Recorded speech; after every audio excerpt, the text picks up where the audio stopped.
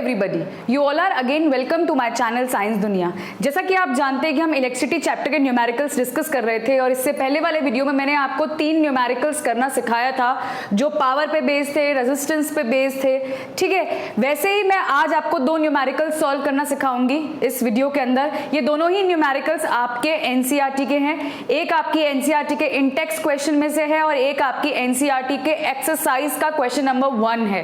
ठीक है, दोनों ही एग्जाम्स में बहुत आते हैं और जो पहला क्वेश्चन मैं कराने वाली हूँ वो बोर्ड एग्जाम्स में बहुत बार आता है और काफी बार आया भी है। और जब हम सैंपल पेपर सॉल्व करते हैं और पुराने बोर्ड के पेपर्स आप जब देखेंगे तो उसमें न्यूमेरिकल्स काफी बार आया हुआ है। तो चलिए शुरुआत करते हैं न्यूमेरिकल के साथ। ठीक है, तो आज हम ये 2 न्यूमेरिकल्स करने वाले हैं। चलिए सबसे पहला न्यूमेरिकल पढ़ते हैं।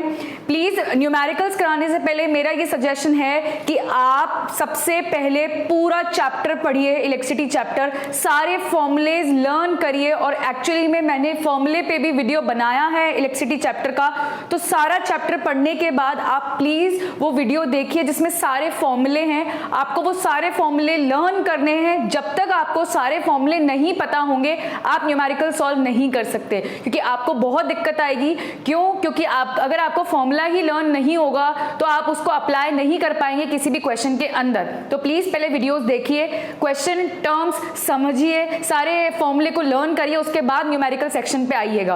पहले की चीजों को अच्छे से कर लीजिए, थ्योरेटिकल कंसेप्ट को। और अगर आपको मेरे किसी भी वीडियो में इलेक्ट्रिसिटी की कोई सी भी प्रॉब्लम है तो मुझे आप कांटेक्ट कर सकते हैं, आप कमेंट सेक्शन में लिख सकते हैं।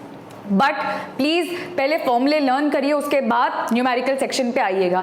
तो चलिए शुरुआत करते हैं सबसे पहले न्यूमेरिकल की। सबसे पहला न्यूमेरिकल आपकी एनसीईआरटी की एक्सरसाइज का क्वेश्चन नंबर 1 है। ये बहुत इंपॉर्टेंट क्वेश्चन भी है क्योंकि ये काफी बार बोर्ड एग्जाम्स में भी आया है।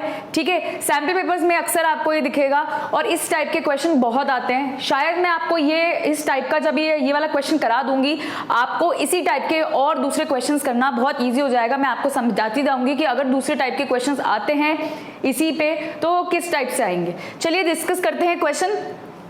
क्वेश्चन कह रहा है अ पीस ऑफ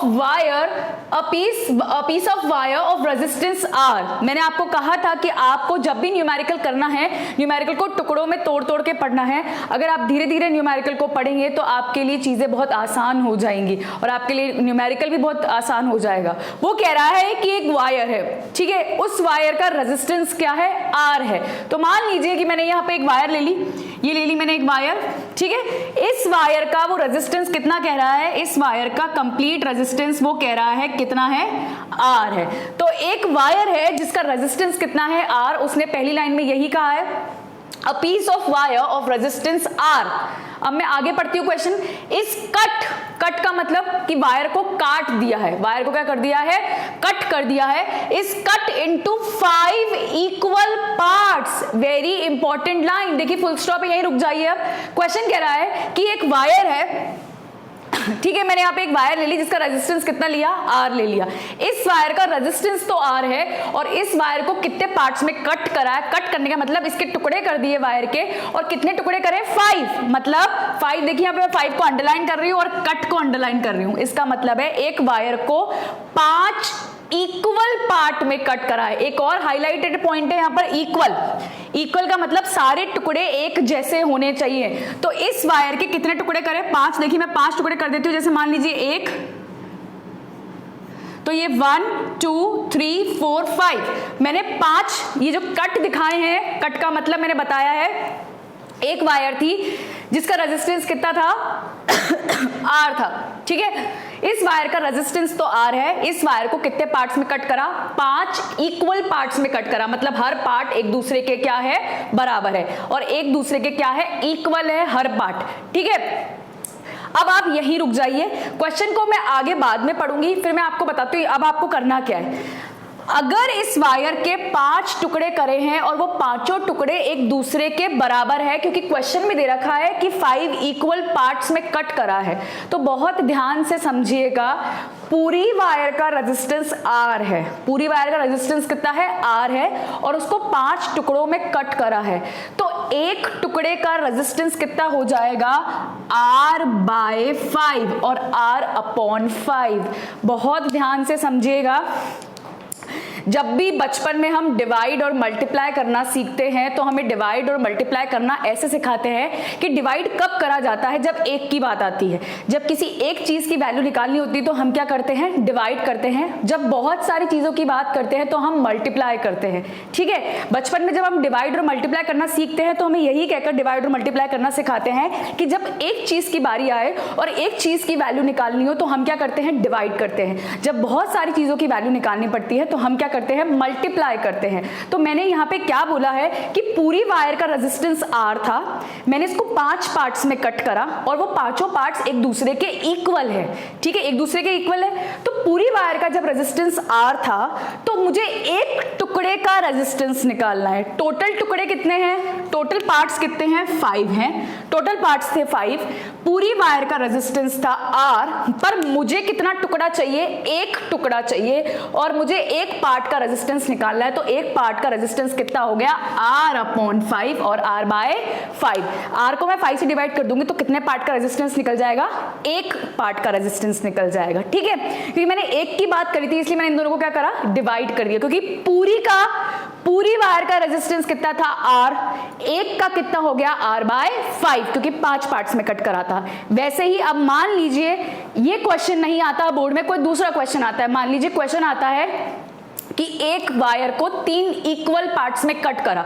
अगर वहां पे वायर का रेजिस्टेंस R दे रखा है और उसको 3 इक्वल पार्ट्स में कट करा तो बुद्धि चलाना थोड़ी सी वहां पर। अगर 3 इक्वल पार्ट्स में कट करा है तो एक पार्ट का रेजिस्टेंस कितना हो जाएगा, R/3। क्यों, क्योंकि उसको कितने पार्ट्स में कट करा, 3 पार्ट्स में, और मैं कितने पार्ट का मांग रही हूं, एक पार्ट का। जब भी एक चीज की बारी आती है और ईच की वैल्यू निकालनी होती है और एक की वैल्यू निकालनी होती है, हम क्या करते हैं, डिवाइड। वैसे ही अगर 4 इक्वल पार्ट्स में कट करेंगे तो एक पार्ट का कितना हो जाएगा, R/4। 5 में मैंने आपको बता दिया अगर 6 इक्वल पार्ट्स में कट करें तो एक पार्ट का कितना हो जाएगा, R/6। अब इसलिए मैं आपको समझा रही हूं ताकि अगर आप न्यूमेरिकल चेंज होके भी आता है और न्यूमेरिकल दूसरे तरीके से भी आता है, 5 की जगह 6 पार्ट्स, 3 पार्ट्स, कितने भी पार्ट्स में कट कर दे, पर आपको समझ में आ जाए कि जब भी कितने भी पार्ट्स में कट करे तो एक पार्ट का कितना होगा, R/5। ठीक है, अब पांचों पार्ट्स इक्वल है। क्वेश्चन में ही दे रखा है कि 5 इक्वल पार्ट्स में कट करा है तो एक का R/5 है तो बाकियों का भी तो कितना होगा, R/5 हो जाएगा। तो हर एक पार्ट का रेजिस्टेंस कितना होगा, R/5। ठीक है, तो हर पार्ट का रेजिस्टेंस कितना हो जाएगा, R/5, R/5, R/5, कितनी बार, 5 बार। क्योंकि 5 पार्ट्स थे, एक पार्ट का R/5 है तो बाकियों का भी कितना हो जाएगा, R/5। ठीक है, अब आगे पढ़ते हैं कि क्वेश्चन क्या कह रहा है। क्वेश्चन कह रहा है these parts are then connected in parallel. अब इन पांचों वायर्स को अलग अलग ले लिया। ये 5 पार्ट थे ना, तो मैंने देखिए अलग अलग उठा लिया, क्योंकि कटे हुए तो है, हमने इनको काट दिया तो 5 पार्ट्स ले लिए। ठीक है, 1 2 3 4 5 पार्ट्स ले लिए मैंने। पांचों का रेजिस्टेंस कितना है, अलग अलग, R/5, R/5, R/5। ठीक है, पांचों को तोड़ दिया, R/5, R/5। हर एक का क्या है, रेजिस्टेंस है। वो कह रहा है कि इन पांचों टुकड़ों को उन्होंने किस में डाल दिया, पैरेलल कॉम्बिनेशन में डाल दिया। आमने सामने मतलब पैरेलल कॉम्बिनेशन में पांचों टुकड़ों को डाल दिया। फिर क्या कह रहा है वो, then find the equivalent resistance of this combination. वो कह रहा है कि जब ये पांचों टुकड़े पैरेलल कॉम्बिनेशन में चले जाएंगे तो इनका टोटल रेजिस्टेंस निकाल के बताओ। ठीक है, ये क्वेश्चन की डिमांड है। मैं फिर से समझाती हूँ क्वेश्चन ने क्या कहा है। क्वेश्चन ने कहा था कि एक वायर ली, उस वायर का रेजिस्टेंस कितना था, R था। ठीक है, उस वायर को कितने टुकड़ों में कट करा, 5 इक्वल पार्ट्स में कट करा। ये इक्वल वर्ड ध्यान रखिएगा कि पांचों पार्ट्स एक दूसरे के क्या हैं, इक्वल है। तो अगर पूरी वायर का रेजिस्टेंस R है और 5 टुकड़ों में कट कर दिया तो एक टुकड़े का कितना रेजिस्टेंस हो जाएगा, R/5। यही अगर 3 टुकड़ों में कट करता तो एक पार्ट का हो जाता R/3, 4 टुकड़ों में कट करता तो R/4। तो एक का R/5 है और पांचों जो वायर के टुकड़े हैं वो एक दूसरे के इक्वल है, तो सबका कितना हो जाएगा, R/5। फिर उसने बोला कि इन पांचों टुकड़ों को उसने किस में कॉम्बिनेशन में डाला है, पैरेलल कॉम्बिनेशन में। और वो मांग क्या रहा है, इक्विवेलेंट रेजिस्टेंस। इक्विवेलेंट रेजिस्टेंस मतलब कैसा रेजिस्टेंस मांग रहा है, RT। RT stands for total resistance मांग रहा है। ठीक है, तो हम सबको बताए कि इफ अगर ये सारे टुकड़े किस कॉम्बिनेशन में चले जाएं, पैरेलल कॉम्बिनेशन में चले जाए तो पैरेलल का फॉर्मूला क्या होता है, 1/r total is equals to 1/r1 plus 1/r2 plus 1/r3 and so on. पर यहां टुकड़े कितने हैं, 5, तो मुझे कितनी बार ऐड करना पड़ेगा, 5 टाइम्स। ये हमारा किस कॉम्बिनेशन का फॉर्मूला है, पैरेलल कॉम्बिनेशन का। इस न्यूमेरिकल में कौन सा फॉर्मूला अप्लाई हो रहा है, पैरेलल कॉम्बिनेशन का फॉर्मूला अप्लाई हो रहा है। पांचों को किस में डाल दिया मैंने, पैरेलल में, तो पैरेलल का फॉर्मूला अप्लाई होगा। हर एक का रेजिस्टेंस कितना है, r/5। अगर डिजिट चेंज होके भी आती है तो बुद्धि चलाइएगा, हर जगह आपको r/5 नहीं लिखना। अगर उसने क्वेश्चन पढ़िएगा, अगर उसने क्वेश्चन में बोला है कि 4 पार्ट्स में कट करा तो हर पार्ट का कितना हो जाएगा, r/4 r/4 r/4 and r/4। ठीक है, तो आगे बढ़ते हैं। इन पांचों पार्ट्स को मैं डाल रही हूं पैरेलल में, वैल्यू रखती हूं मैं 1/RT इज इक्वल्स टू, अब 1/R1 है तो R1 की वैल्यू क्या है, r/5, तो 1/R/5 ऐसे नजर आएगा कुछ, क्योंकि 1 तो वैसे ही है और R1 की वैल्यू कितनी, r/5। सबकी कितनी वैल्यू डालूंगी मैं, r/5। ये मैंने डाली, इसकी भी r/5, फोर्थ वाले की भी r/5 एंड फिफ्थ वाले की भी r/5। बिल्कुल कंफ्यूज नहीं होना, सिर्फ वैल्यूज डाली है मैंने। अब रेसिप्रोकल होके 5 कहां चला जाएगा, सब में ऊपर, तो 1/r total is equals to 5/r plus 5/r plus 5/r plus 5/r and 5/r। ठीक है, तो ये 5 पार्ट्स आ गए, जिसमें ऊपर 5 आ गया, नीचे क्या आ गया, r। अब r क्या है, पूरी वायर का रेजिस्टेंस, और r टोटल कि जब वो 5 पार्ट्स में टूटे और पैरेलल में जुड़े तो रेजिस्टेंस कितना आया। चलिए देखते हैं, एलसीएम ले लेती हूं मैं यहाँ पर। एलसीएम कितना आ गया, r आ गया। 5 कितनी बार है, 3 and 4 and 5, 5 टाइम्स 5 है, तो हम ऐड कर लेंगे ऊपर 1 2 3 4 एंड 5, 3 और 4 5 बार हमको 5 को प्लस करना है। आंसर कितना आने वाला है कि 1/r total that is equivalent resistance किसके बराबर आ जाएगा, 25/r। अभी हमारा आंसर नहीं है, आंसर कैसे आने वाला है हमारा, हमें इसको क्या करना पड़ेगा, रेसिप्रोकल, क्योंकि हमें r टोटल की वैल्यू चाहिए, हमें 1/r टोटल की वैल्यू नहीं चाहिए, हमें किसकी वैल्यू चाहिए, r टोटल की। पर ये वैल्यू किसकी आई है, 1/rt की, तो उल्टा कर दीजिए, rt किसके बराबर आ जाएगा, r/25। ठीक है, तो हमारे पास आंसर कितना आया कि हमारा इक्विवेलेंट रेजिस्टेंस किसके बराबर आ गया, r/25 के बराबर। ठीक है, जिसमें r टोटल हमारा क्या था, 5 पार्ट्स का रेजिस्टेंस, जब वो कहां गए थे, पैरेलल में। r क्या है, पूरी नई वाली वायर का और पुरानी वायर का रेजिस्टेंस, जब उसको इक्वल पार्ट्स में कट नहीं करा था। ठीक है, आप चाहे तो ऐसे रेशो भी निकाल सकते हैं, r को नीचे ले आइए, r टोटल, r को नीचे लाइए, आंसर आएगा 1/25।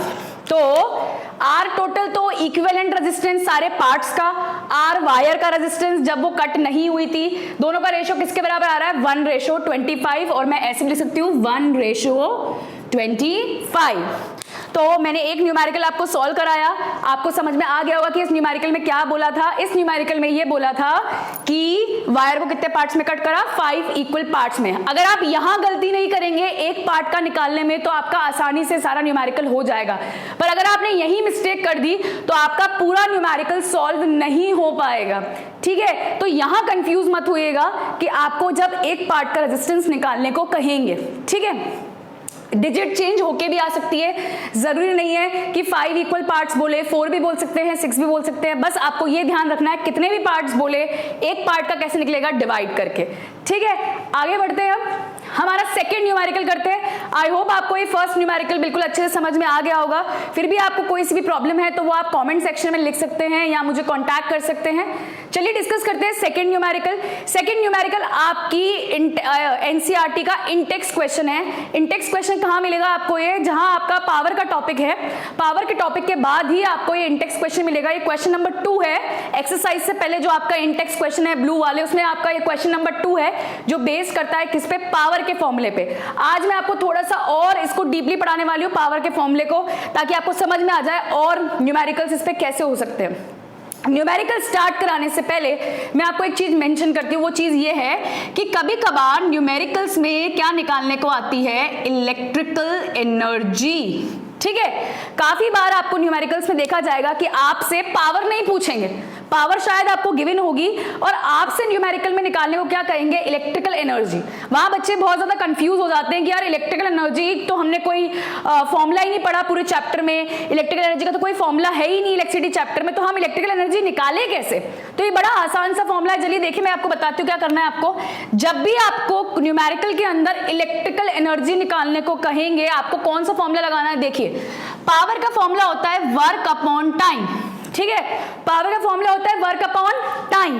हमने अक्सर पढ़ा है what do you mean by work. Work क्या होता है, the rate of doing work is known as power. पर वर्क खुद क्या होता है, जितनी एनर्जी कंज्यूम करता है एक डिवाइस और एक कंडक्टर, उतना ही तो क्या होता है, वर्क।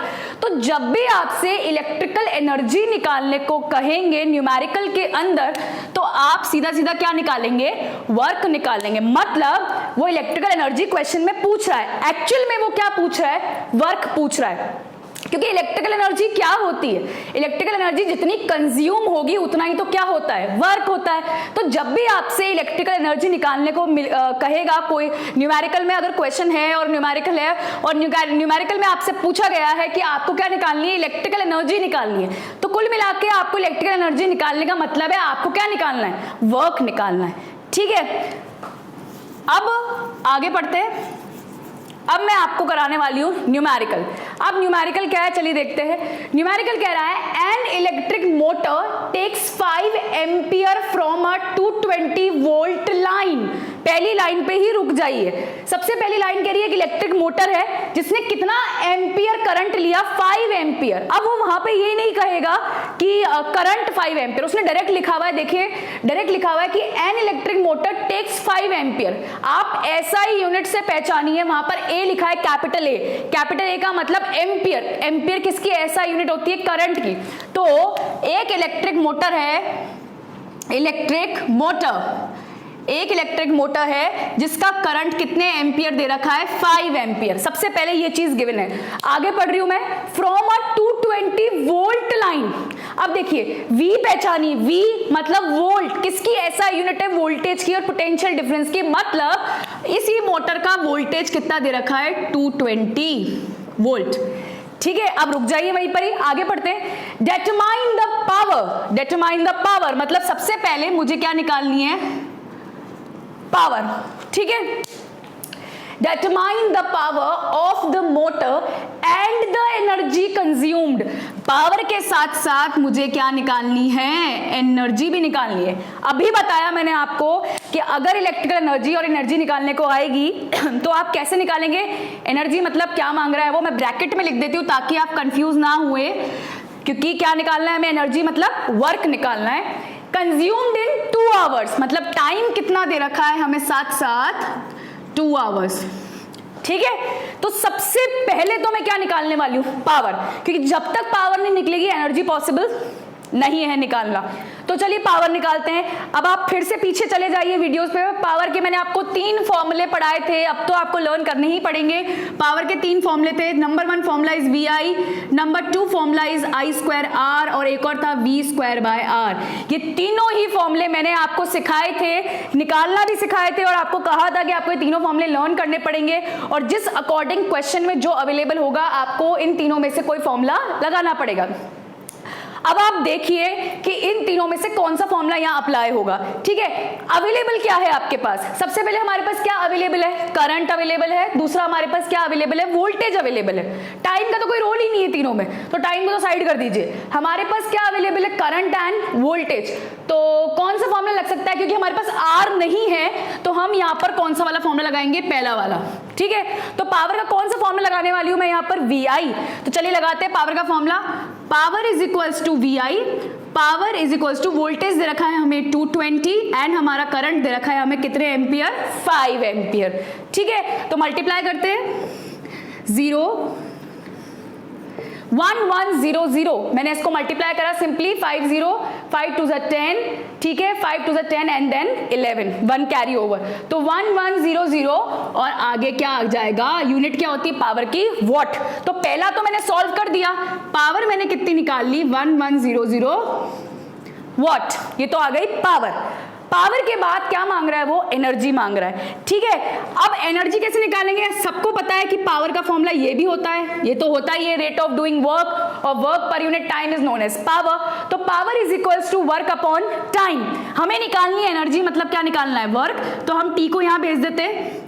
तो एनर्जी मैंने रिप्लेस कर दिया वर्क को किससे, एनर्जी से, तो एनर्जी किसके बराबर हो जाएगी, पावर इनटू टाइम। तो energy is equals to, power दे रखी है 1100 एंड टाइम कितना दे रखा है हमें, 2 आवर्स, ठीक है। ये टाइम यहां यूज हो गया, 2 आवर्स दे रखा था हमें, सिंपली मल्टीप्लाई करना है, 0 0 2 1 2 एंड 2 1 2, और हमारी एनर्जी आ गई 2200, दैट इज 22, ठीक है।